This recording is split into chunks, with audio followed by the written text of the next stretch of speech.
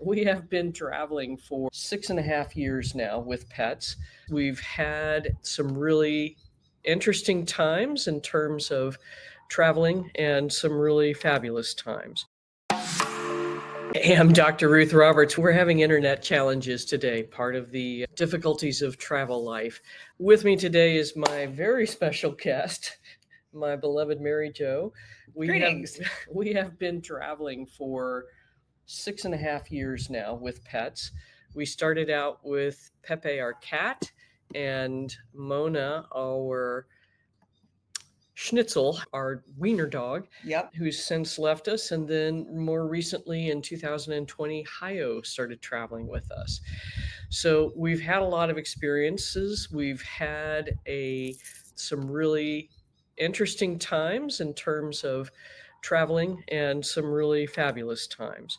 So we wanted to share some of those kind of tips and tricks with you and hopefully make your life easier as you start to travel. Now, granted, most of you are probably just going to be taking your pets to a family for Christmas or something like this, but we want you to get some tips so that it's not so hard if that's hard, if you haven't done this a lot. Beth, Melissa, great to see you. Hopefully this is all, yeah, we're all connected. It's all Yay. beautiful. Yay! The miracle.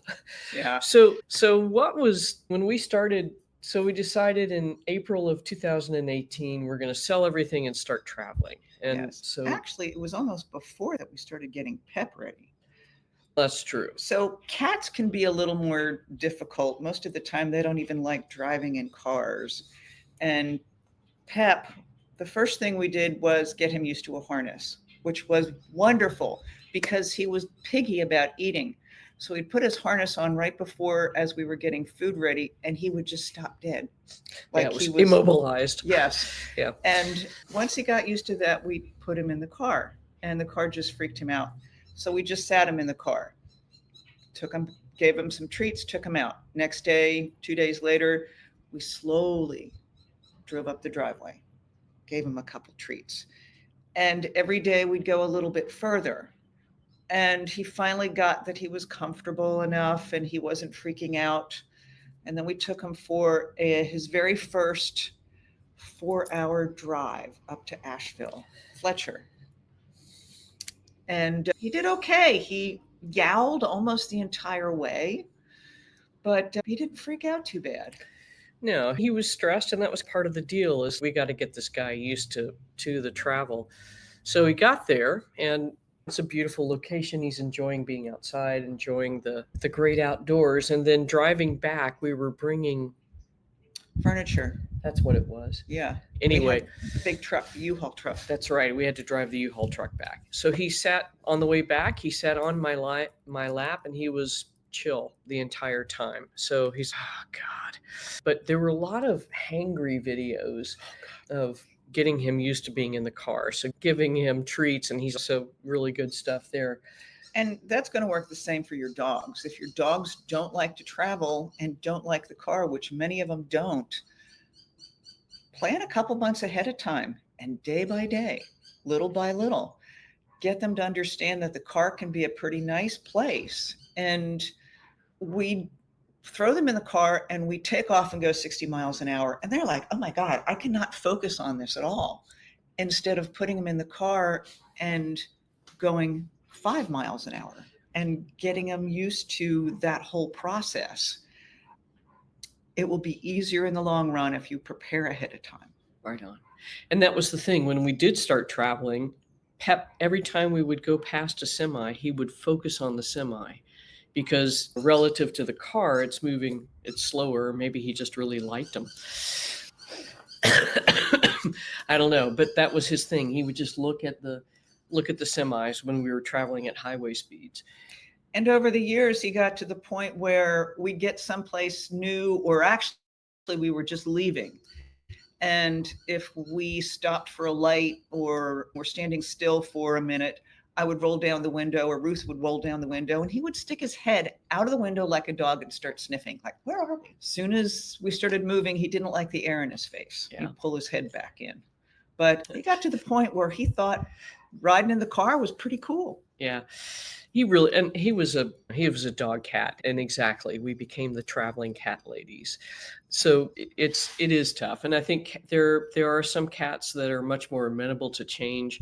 The first 3 weeks of travel with him were brutal because we would get someplace for the night and he would start yowling and screaming. And we were doing the ridiculous thing of driving 7 hours every day, stopping for the night, and then going somewhere else.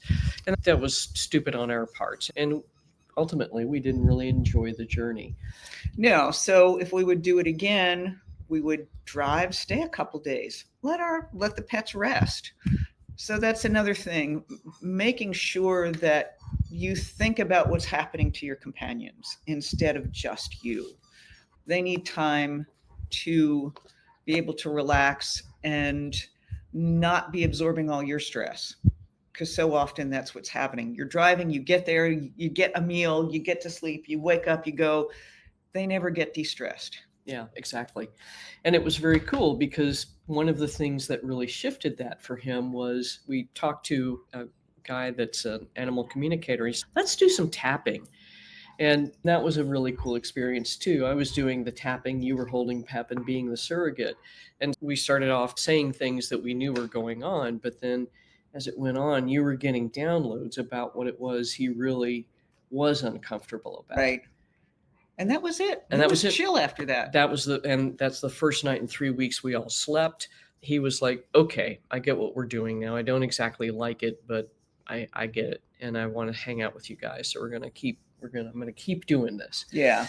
And he really was an unusual cat. He was an indoor outdoor cat to start with, but as we got comfortable traveling, we made an agreement with him, and he we said, okay, buddy, you cannot be out after dark. But it got to the point where when we had arrived to a new place, we scoped it out. We opened If the it looked door. good, yeah, we just let him out, and he started cruising around. He'd come in the house and check it out, but then he had the freedom to go in and out and check things.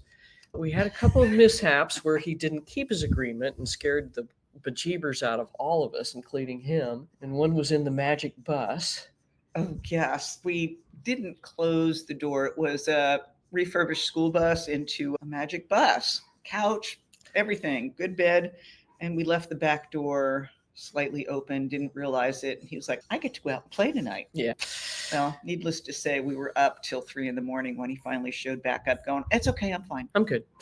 And then he would do things like that periodically, but he did get rolled by anyway. So there's the magic Pep story. Yeah. And that's it. So it's a matter of developing trust and understanding what does and doesn't work for each pet. So he was a unique kitty for sure. So what are some of the other things that people need to be cognizant of? So you've got that, keeping a blanket, a small bed, something familiar that you can take into each house you're staying, apartment, hotel, whatever, so that your pet has something familiar, because it's always going to smell new, smell like other pets, especially if it's a pet-friendly hotel. So that really is pretty helpful. If you're taking cats, bring a couple crappy old sheets so that you can cover the sofas and you're not getting cat hair all over the place, and it just makes it easier. Both Mona and Hayo absolutely love hotels. Their favorite thing to do when they get to the hotels is to be put on the beds and shake and wiggle and just think that they are the queens. Yeah, we have seen some major strutting through hotel lobbies from these two. Yes, and Mona in particular was very food focused, and she loved it that they would give her treats. Yeah. We had to finally stop because she just couldn't handle them anymore. Yeah, it was not worth it. Yes, make sure that your pets are microchipped, have health certificates. Even in the US, you never know. If you are traveling out of the country, do have all your vaccinations up to date. You will have to prove that they've been dewormed. You will have to get a USDA certificate from a vet to travel out of country, that the rabies or rabies titer is up to date. And actually, the rabies, you know that better than I the do. rabies itself. And that's the problem, is that we have varying levels of comfort with, and I'm trying really hard not to say the V word, but in other countries, it's a 1 year rabies license. And so that's something you need to be cognizant of. And I had a guy call me. He had he had tried to take his cat into Costa Rica and fabricated a rabies certificate, and they turned him around at the border. And it's just, and he's calling me to give him a fake one, and it's, dude, come on, man, this is not cool, because this is the thing we forget. We in Mexico, in the United States, in many countries, it's rabies free, but in many other countries, there are people and animals that are still dying from rabies virus every year. So we can debate that, but that's the absolute truth. It is what it is. And so they're trying to protect their citizens from this virus because it is awful and evil. And it's do know that if you want to go to Iceland with your pets, they will be quarantined. Yeah. Period. So it's critical that you do the research. There's a USDA website called Traveling with Pets, and that's a great place to do basic research and find out what's required to get into the country. And if you're traveling internationally, now the CDC requires that you fill out a form to re-enter the United States with your pet, and many airlines will not allow you to book a flight back to the US until you have that okay from the CDC. So it's just another layer of difficulty. But what was happening was, I don't know if you're aware of this, but there's 1 million dogs every year exported from Mexico into the US. And basically, we were just importing all sorts of infectious disease. Obviously, rabies not so much an issue because Mexico is rabies free in dogs. The other thing you want to do if you're traveling with your pets to Europe is once you get there, get a pet passport, a European Yes. passport. Oh, it makes life so much easier. Everything's documented in that pet passport, and it's really easy if you leave Europe and come back. You show them that, they're happy. You show it to the airlines, they're happy. Again, except for the US. Yeah. Actually, no, we can re-enter the U.S. with that. But we still have to show them, do the form. Yeah. Yeah, the CDC form, exactly. And Beth, you are absolutely right. Bully breeds are turned away pretty much everywhere, unfortunately, because of stupid humans doing stuff. You have to do this research, because I can't tell you, Mary Jo's a member of many Facebook groups on traveling with pets, and the questions that people ask and the stupid things they do, and then they're like, how do I get out of this? And it's just, you have to do your research first. Yes. I saw one woman, it looked like she had a Westie, and she was turned away at the gate, at the check-in counter. She had gotten a ticket for Pet and Cabin. She was turned away at the check-in because they said the dog was fitting too tightly in the carrier. Yeah. So that's the deal too, is that if you're flying for Pet and Cabin, it's now down to a total of 8 kilos, or roughly 16 pounds. Yes. For the pet and the carrier. And I think every flight we've taken recently, we had to actually put it on the scale. The Yes. IO and the carrier on the scale. So just know that it's going to be the little minis that are allowed on board. I think the only way around that is if you're going to pay for an extra seat for your dog. And sometimes they let you do it, and sometimes they don't. La Compagnie, it's they're chill. They're chill, and they will allow pets up to 35 pounds in cabin. So if you're trying to get from the United States to the EU, they only fly from Newark into Orly, but that's one way to do it. And Nice and Milan. That's right. Yeah. So that's one option. Austrian Airlines is a little more lenient with pets in terms of the length of travel. And that's another consideration too, is you got to figure out what's doable with your pets and what's not doable. The other thing, now that we're talking about flying, we have learned, do not give your pet anything new or different to eat for 2 days before you travel. The last thing you want to do is all of a sudden have your dog or cat yelling at you like, oh my God, my guts have just exploded all over the inside of this carrier. And you still have 5 hours of flying left. Yeah. And that has happened to both Hayo and Pep. And it has not been fun. So have really be prepared. Have some wet wipes, have some extra potty pads, and just keep their diet really clean. Don't give them too much. Don't give them too much water, and it will make it easier. Yeah. And that's the thing too, is those disposable pet pads are definitely your friend. So if you've got a long flight where they have to stay in the carrier, lining the carrier with those things so that if there is an incident, you can just pull all that stuff out, use it to help clean your pet up a little bit, and then just pitch it all in the trash. So do pack a small plastic bag to put any refuse in as well. Yes. So that's been helpful. And then the other big thing is that many of the countries, you must use a dewormer for Echinococcus, which is a type of tapeworm parasite, but it's pretty awful. So that often is required to be documented in either your pet passport or the USDA health certificates. Oh, yeah. The other thing that some countries in Europe, Austria is one of them, larger dogs, they may require you to muzzle the dog if you're going to take it on a train, have it out in certain public places. So if you have a larger breed that you're taking to Europe, do get it comfortable wearing a muzzle. Now, the muzzle doesn't have to be real tight. You have to just show that it is on your dog. Right on. And thanks, Melissa, for this. That's exactly it. This is an incredibly, if you're traveling international, this is a really critical place to start. So Jen's asking, she's talking about traveling with her pets. They're doing cross-country road trips with 3 pups. But it's like the packing. So a crate, doggy stairs, another gate, first aid kit. So that's it. We're traveling with a 3-kilo dog, and so that's a lot different than what you're doing. And when we started out, oh my God, you should have seen the car.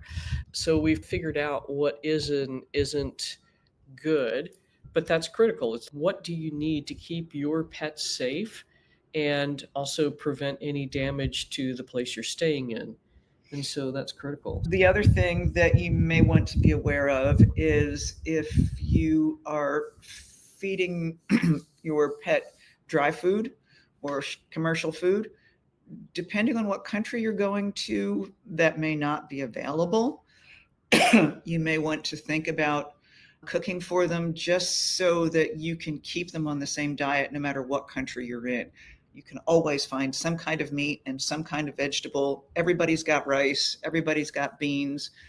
That makes it a little bit easier than, like when we were in Montenegro, I would go into the pet stores looking for something, and all the dry dog food was really like pretty awful. The premium brands were like Royal Canin. And so that's it. That's the other thing that we've learned with traveling. It's like all of the things that we worry about as pet parents in the US, that's not even on the radar for a consideration in many other countries. But in Mexico, you can go and they'll have an open 50 or 25 kilo-pound bag of food that you can go in and scoop into a bag, and then you pay for it by the kilo. But that is going to be like Jim Dandy or Beneful quality or less. Yeah, Montenegro was the same. They had open bags of dog food all the time. Yeah, and that's it. So people, and again, these are societies where people are walking, so toting a 25 kilo or 50-pound bag of dog food a kilometer home it's just not feasible. So that's why people are buying small amounts, which makes a great deal of sense. I think the other big thing is making sure that you're planning for a laying stress. And so we've developed kind of our own toolkit. Jen mentioned a few things, but yeah, one thing that, even though Hayo is fairly deaf, we noticed that when we put some really nice quiet music, and lately we found music for dogs, and she chills. Sometimes she gets into her pacing, and she's just an anxious little dog. We'll put the music on, we'll leave for an hour or two, we'll come home, and she is still on the couch asleep. So that works really well. Pimp mats work really well, putting it on stress relief. CBD products, and they can also be helpful on the plane, but do start them a couple days ahead of time to make sure that your pet doesn't have any problems with them. And again, if you're the other thing that may help is letting your dog sleep on a pile of dirty clothes. They smell like you. Right So on. that could be really helpful. And there's lots and lots of different brands of CBD out there. Recently, this is what we've been using, and it's been working better for Hio. So the rooted owl, it off the cuff, it looks more expensive, but the volume that we're using is quarter, half of what we were using before for Yeah. each dose. Yeah, it's hardly anything. Yeah, so I really encourage you to, if CBD is helping, but not as much as you would like, I would encourage you to look at different cannabinoids and different terpenes and things of that nature to enhance that relaxation effect. So, and then, Jen, this is a great question. CBD is not legal in every country, but we're two old ladies, so mostly they don't look at us too much. So, you can do a couple of things. One is if you're really worried about it, what I would do is just put a small amount in. Yeah, do not bring CBD to Russia, exactly, Beth. In a Or nondescript bottle. yeah, in a nondescript bottle. And then that way it's not so much of an issue. But you do need to check carefully the regulations for any country you're traveling into. So theoretically in Turkey, also not legal, but we just, I don't know, we forget sometimes and forget to be worried about things too. But there are countries where it is illegal and they will, if they find it, you are like Brittany Griner in a jail cell. So none of us wants that. No. Yeah. So this is one thing we have seen over and over again through our years of traveling. People are so excited. They're going to go hiking, they're going to go swimming, they're going to go biking, and they're like, I will have my big dog with me. Before you even leave, make sure your dog is fit. If you've been getting fit, but your dog's been hanging out at home, your dog may end up being on the side of the road, just passed out from exhaustion. We have seen dogs with their tongues hanging out, just so overheated and exhausted, and the people are clueless. Yeah, and that's the huge problem is that if you these poor dogs are often very overweight, not fit at all. And so all of a sudden they're being asked to do a marathon essentially. And so that gets, oh my, and they'll do it, but then they're going to pay for it the next day, or most Right. awful is collapse on the road. And that's a horrifying situation. And so we have learned Hio walks very slowly, very slowly. So we take her for Hio walks, which means we go at her speed. We let her sniff as much as she wants. Some days we go for a quarter of a block. Some days we go for a half a block, and that's a big walk for her. But this keeps her fit, it keeps her happy, and we're doing it because we want her to stay as fit and happy as possible.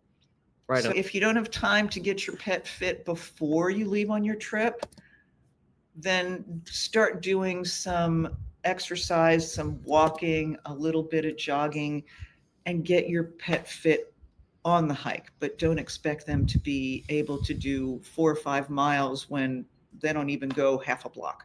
Yeah, and that's the thing too. We've seen people like in the middle of the desert in at 90 degrees with these little tiny half a pint water bottles, and they're red in the face, they're sweating profusely.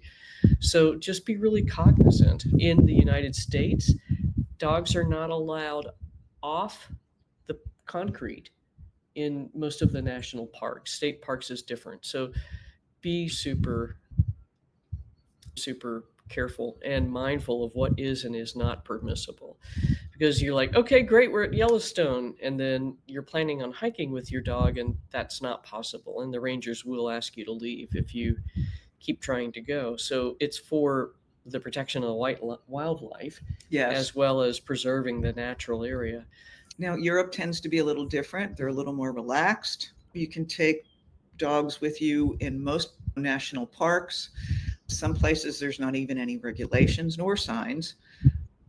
If there's a nice big open grassy area and you have a polite, educated pet, you can take them off leash, let them run around a little bit.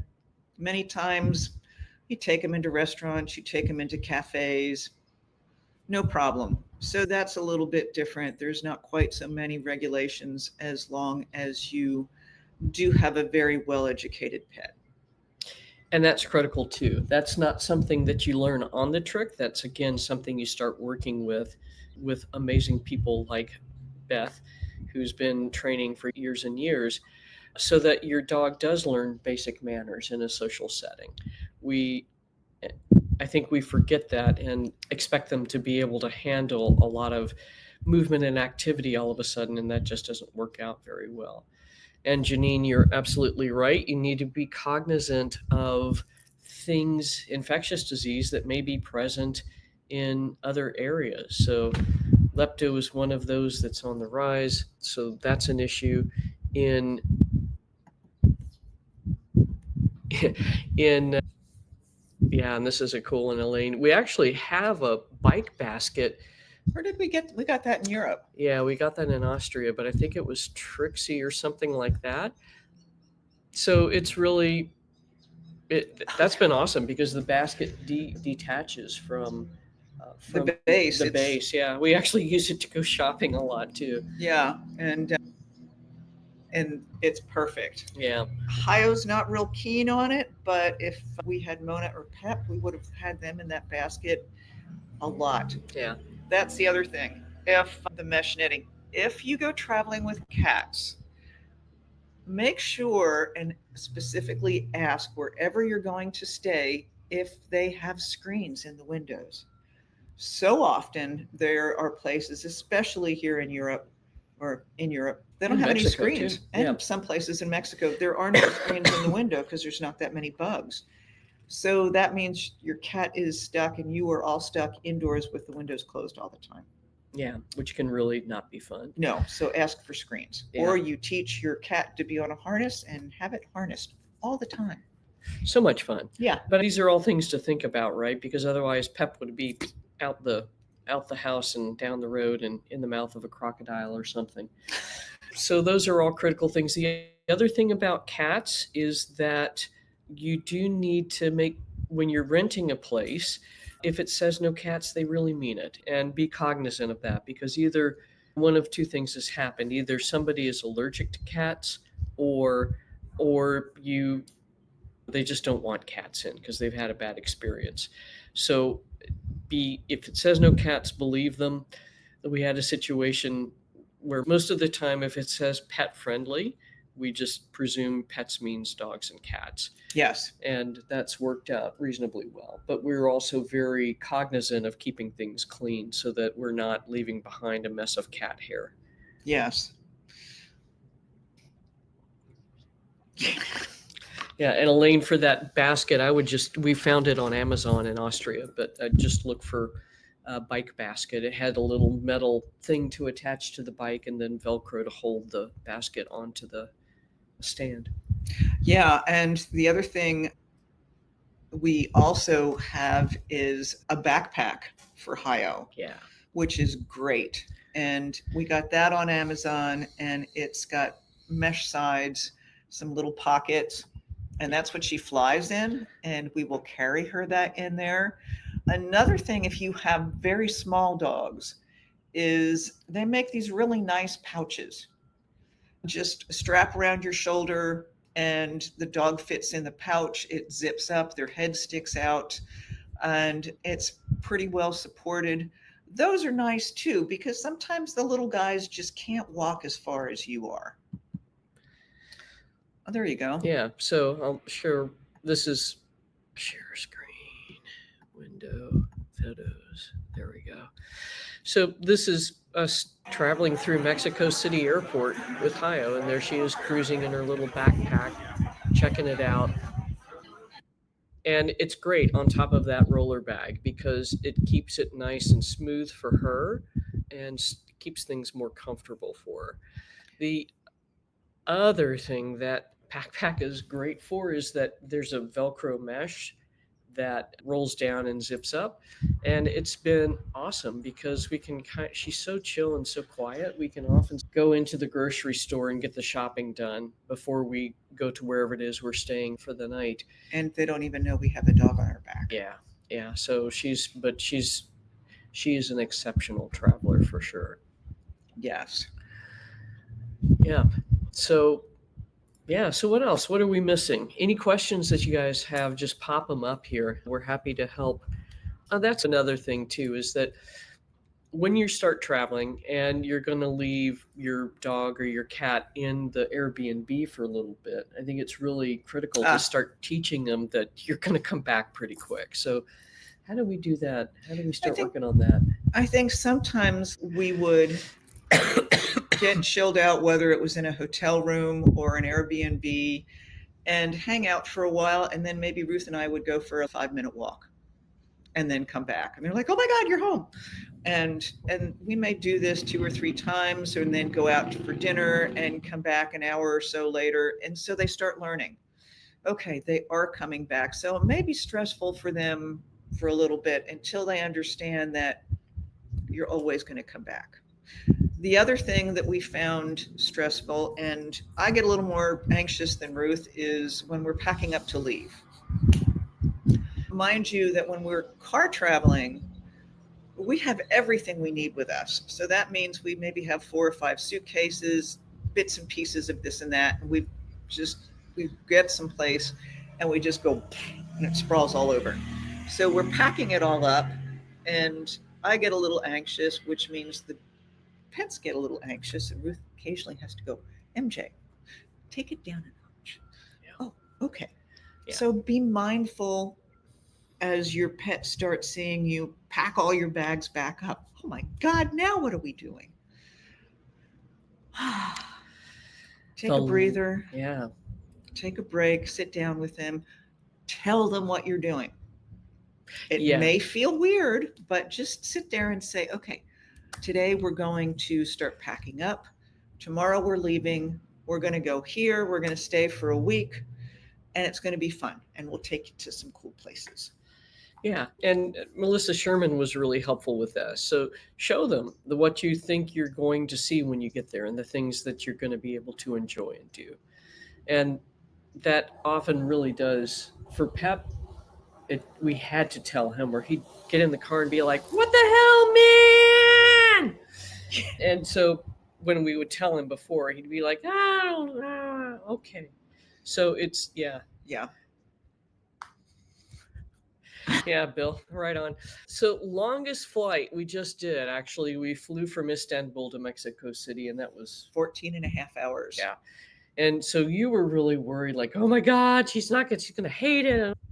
She slept the whole time. Yeah. She does have an iron bladder too, but that's where if they need to go potty, that's where those disposable pet pads are super useful.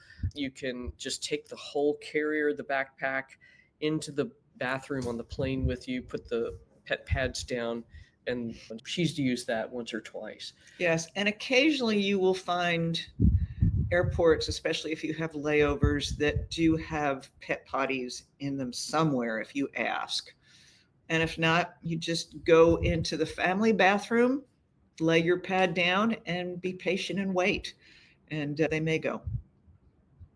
Yeah, and the family bathrooms help because it's usually one room where you can do for change kids and that kind of stuff. So it's a lot more chill. And so, Melissa, yeah, that was a long flight, but most flights to the EU minimum 7.5 hours if you're leaving from like New York City. And Beth, you are absolutely right. And this is critical to know the limits of what your pet can and cannot tolerate.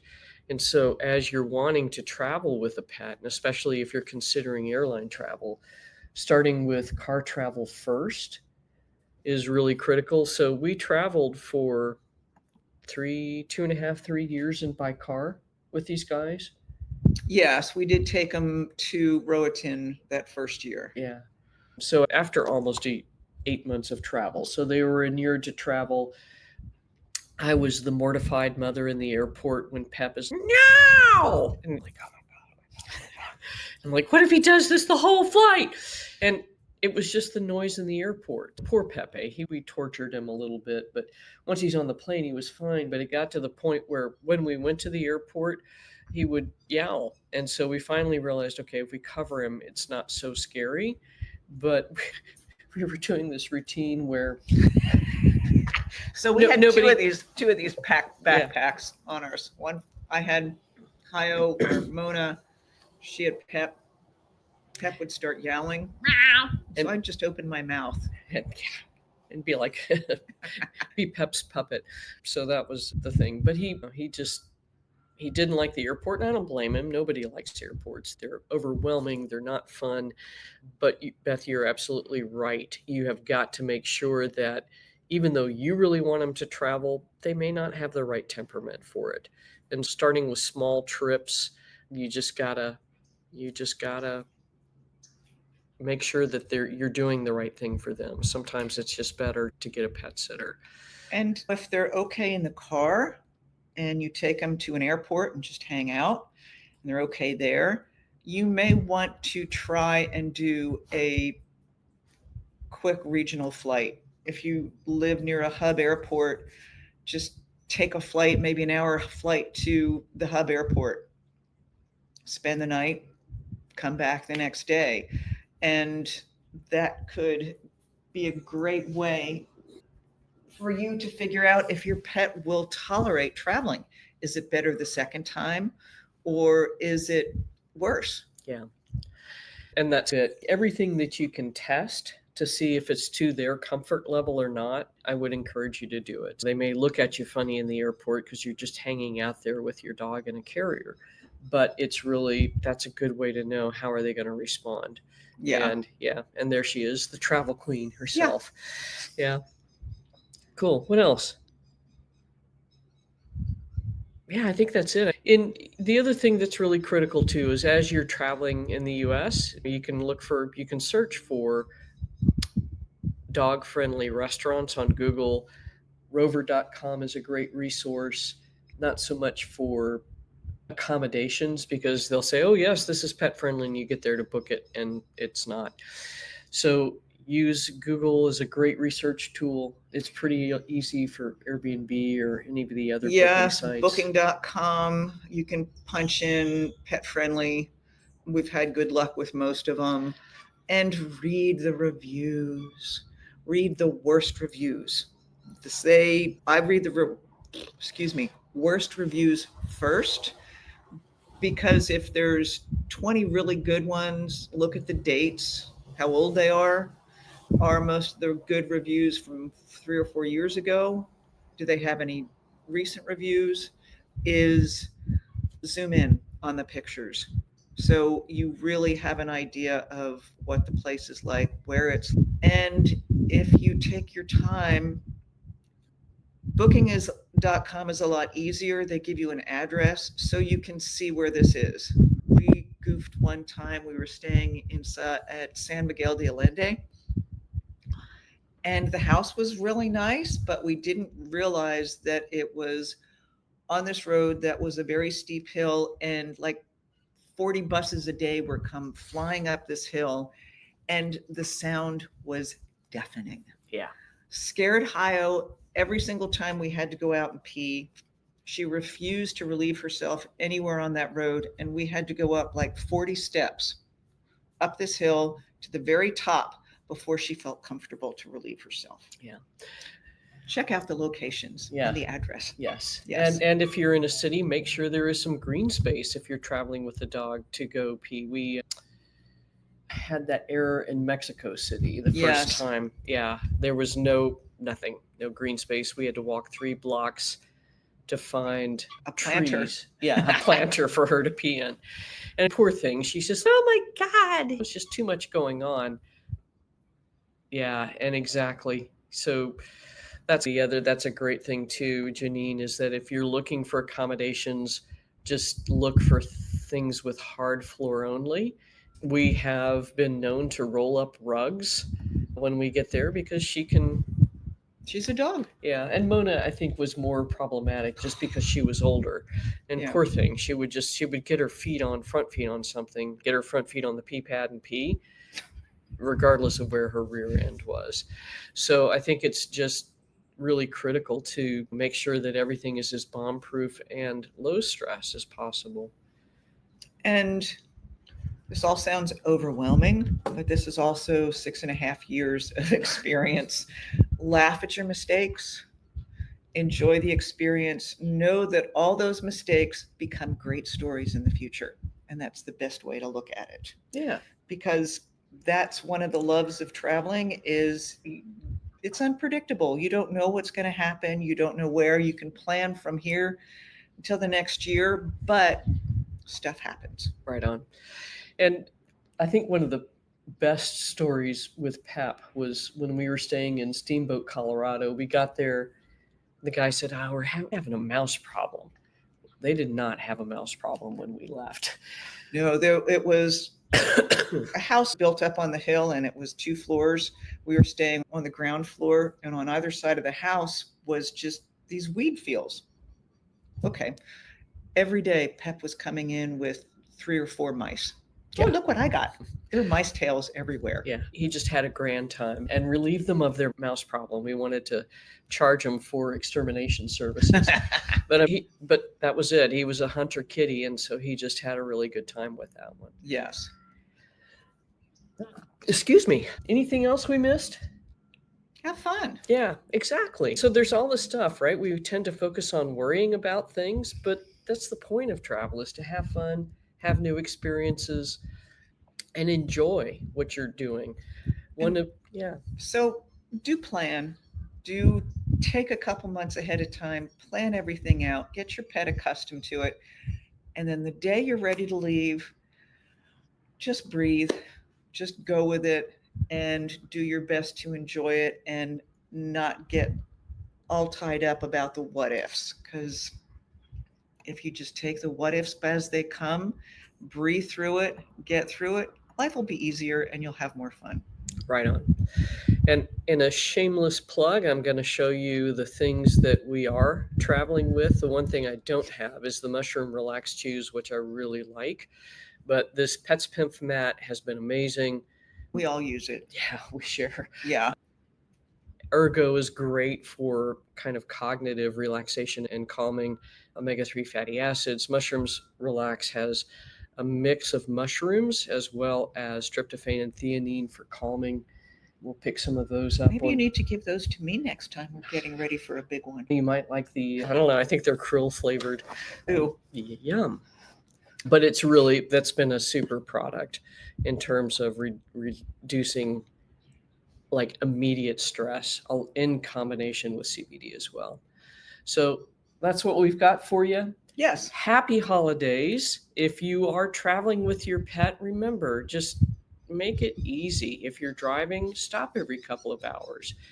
Get them out, let them pee, let them stretch their legs. It's good for you too. That was one of the big things our pets help us realize, is that Yes. instead of just driving like crazy to arrive at a destination, enjoying the journey along the way. And now to us now, 7 hours is too long. Yeah. 4 or 5 max. Make it fun. Yeah, exactly. It just keeps your stress level lower, and that way you can enjoy it when you arrive. All right. Thanks for coming and sharing with us. Hopefully this was helpful. And remember, just make it low stress and be mindful of what your pet can and cannot tolerate. Travel life may not be for them. And so that's something you need to be honest with yourself about as well, instead of creating a situation that's potentially just disastrous for everybody. Yeah, cool. Until next time, have a great week. Give all your puppies and kitties a hug and a kiss for us. Bye. Ciao.